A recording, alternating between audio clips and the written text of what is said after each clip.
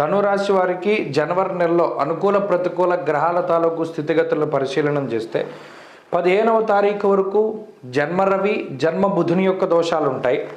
అలాగే 15వ తారీఖు దాటాక రవి యొక్క మార్పు ఉన్నది. 2వ స్థానం కూడా సాధారణమైనటువంటి స్థానమే. అయితే జన్మ రవి యొక్క దోషం అక్కడితోటి తొలగిపోతుంది. తృతీయ స్థానమందు శనేశ్వరుడు యోగిస్తూ ఉన్నారు. అర్ధాష్టమ రాహు ఫలితాలు ఉన్నాయి. గురుబలం వక్రించినటువంటి తాలూకు ఫలితాలు కాబట్టి అనుకూలంగా ఉన్నది గురుడు. అలాగే ప్రత్యేకించి ఈ మాసంలో అష్టమ కుజుని యొక్క దోషము అనేటువంటిది 22వ తారీఖు తర్వాత తొలగిపోతున్నది. ఇది ప్రధానమైనటువంటి విషయంగా చెప్పచ్చు. అంటే గత నెలన్నర రోజులుగా రవి కుజుల యొక్క పీడ చాలా ఎక్కువగా ఉన్నది.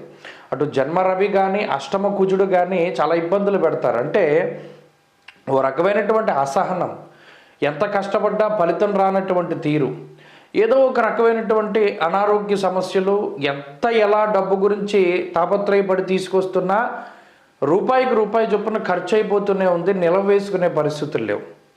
స్థాననాశం రుణచ్ఛేద, కొన్ని సందర్భాల్లో అకారణంగా చేస్తున్నటువంటి ఉద్యోగాన్ని వదిలిపెట్టో లేదా స్థానాన్ని వదిలిపెట్టో ఇంటిని వదిలిపెట్టో దూరంగా వెళ్ళవలసినటువంటి పరిస్థితులు.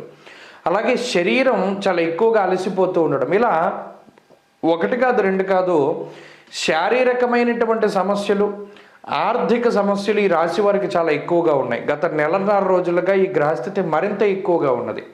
ఎన్నిసార్లు వార ఫలితాల్లో గ్రహాల గతుల గురించి మాట్లాడుతున్నది వారం రోజులే.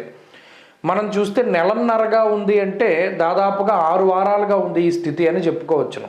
మరి ఆ తరుణంలో ఇప్పుడు ఈ మాసంలో జనవరి నెలలో అటు 22వ తారీఖు దాటిన తర్వాత కుజుని యొక్క మార్పు ఉండడం, అష్టమ కుజుని దోషం పోవడం, అలాగే 15వ తారీఖు తర్వాత జన్మరవి యొక్క దోషం పోవడం లాంటివి ఒక మంచి విషయంగా మనం చెప్పవచ్చును. దీనివల్ల చాలా రిలీఫ్ వస్తుంది. ఈ సంవత్సరం ప్రారంభించడం కొంత మిశ్రమంగా ధనురాశి వారు ప్రారంభించినప్పటికీ, మిశ్రమ స్థితి అంటే కొంత అనుకున్నట్టు నడవకపోవడము అని మనం అర్థం చేసుకోవచ్చు. అంతే తప్పితే ఇందులో బాధ లేదు, ఇబ్బంది లేదు. కొంత ఆశించినటువంటి స్థాయిలో కాక కొంత తక్కువగా ముందుకు సాగుతుంది. అయితే ఆ తదుపరి నుండి అంటే 2వ వారం దగ్గర నుండి మార్పులు వస్తాయి. మార్పులు వచ్చి క్రమేపీ కూడా ఈ రాశి వారికి ఉన్నతమైనటువంటి స్థితులు ఉంటాయి. ఇక్కడ ఉన్నత స్థితి అంటే కూడా ఇంకో రకంగా అర్థం చేసుకోవాలి. ఇబ్బందులు తగ్గడం ఉపశమనం కూడా చాలా గొప్ప విషయంగానే ఉంటుంది. అందువలనే ఆ విషయాన్ని ఉటక్కరించడం జరుగుతూ ఉన్నది. ప్రధానంగా యోగించే గ్రహాల సంఖ్యలో మార్పు లేదు. గత 3-4 వారాల్లో ఏ గ్రహాలైతే అనుకూలంగా ఉన్నాయో అవే ఇప్పుడు అనుకూలంగా ఉన్నాయి. ఇక్కడ మార్పు వచ్చింది ఏంటయ్యా అంటే ప్రతికూలించే గ్రహగతుల్లో మార్పు రావడము, అనగా బాధలు, ఇబ్బందులు, కష్టాలు తగ్గడము అనేటువంటి విషయాన్ని మనం దృష్టిలో పెట్టుకోవాలి. మరి ఆ రకంగా చూసుకున్నప్పుడు అనుకూలతలు అలాగే ఉన్నాయి, ప్రతికూలతలు తగ్గాయి. కాబట్టి కొంత సుఖవంతమైనటువంటి రోజులను గడపడానికి అవకాశం ఉంటుంది. అది మనం ప్రధానంగా చూసుకోవచ్చును. అలాగే ఆర్థిక ఆరోగ్య పరిస్థితులు చాలా బాగున్నాయి. ఉద్యోగ వ్యాపారాలకి సంబంధించినటువంటి పరిస్థితులు బాగున్నాయి.